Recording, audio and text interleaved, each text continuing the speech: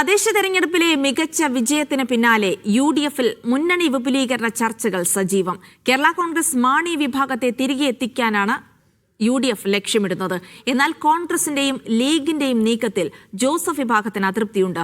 Mani group വരുന്നത് മുന്നണിയെ കളങ്കപ്പെടുത്തുമെന്ന് പി.ജെ. ജോസഫ് മീഡിയ വണ്ണിനോട് തുറന്നടിച്ചു. Media one exclusive.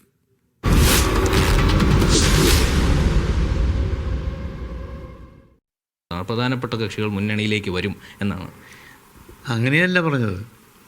100 സീറ്റോടുകൂടി ഐക്യജനാധിപത്യത്തിന് തിരിച്ചു വരുമെന്ന് പറഞ്ഞത്. അത് വരാൻ ഇപ്പം തന്നെ ശക്തമാണ്. തെളിയില്ലേ ഈ കാറ്റ്?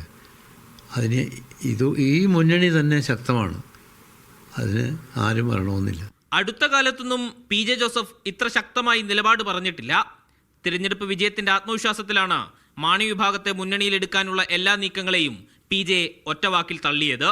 ഈ തെറ്റുകൾക്കും അഴിമതിക്കും മുഴുവൻ കൂട്ടുതന്നതിന് ശേഷം അവസാന ദിവസം വന്നാൽ അത് ഈ മുന്നണിയെ കളങ്കപ്പെടുത്തും. മാണി വിഭാഗം അവരുടെ അണികൾ ഇങ്ങോട്ട് പോരട്ടെ, ഞങ്ങൾ ഈ സ്വാഗതം ചെയ്തു. എതിർക്കല്ല, അതിൻ്റെ ആവശ്യമില്ല. മുന്നണി വിപുലീകരണം ലക്ഷ്യമിട്ടുള്ള നീക്കങ്ങൾ തുടരുകയാണ് മുസ്ലിം ലീഗും കോൺഗ്രസും. മുന്നണിയുടെ അടിത്തറ ശക്തമായിരിക്കും, വിപുലീകരിക്കപ്പെടും.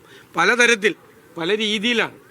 യു.ഡി.എഫിനോട് ആശയപരമായി യോജിക്കുന്ന കൂടുതൽ പാർട്ടികൾ യു.ഡി.എഫിന്റെ അടിത്തറ വികസിപ്പിക്കണം എന്ന് പറഞ്ഞു. എന്നാൽ മാണി വിഭാഗം നേതാക്കൾ മുന്നണി മാറ്റമില്ലെന്ന് ആവർത്തിക്കുന്നു. ഒരു തെരഞ്ഞെടുപ്പിൽ പരാജയപ്പെട്ടാൽ ഉടനെ മുന്നണി മാറുന്നതിനെ കുറിച്ച് ആലോചിക്കേണ്ട ആവശ്യമില്ലല്ലോ. പരാജയം നാളെ വിജയമാവുമല്ലോ. ചെയ്യട്ടെ, അതാണ് പി.ജെ. ജോസഫ് സാറ് കാണേണ്ടത്. അതൊക്കെ കോൺഗ്രസ് അല്ലേ പറയേണ്ടത്, മുന്നണിയുടെ കാര്യങ്ങൾ. പി.ജെ. ജോസഫിന്റെ എതിർപ്പ് അവഗണിച്ച് മാണി വിഭാഗത്തെ മുന്നണിയിലെത്തിക്കാൻ ശ്രമിച്ചാൽ യു.ഡി.എഫിൽ പ്രതിസന്ധി ഉണ്ടാകും.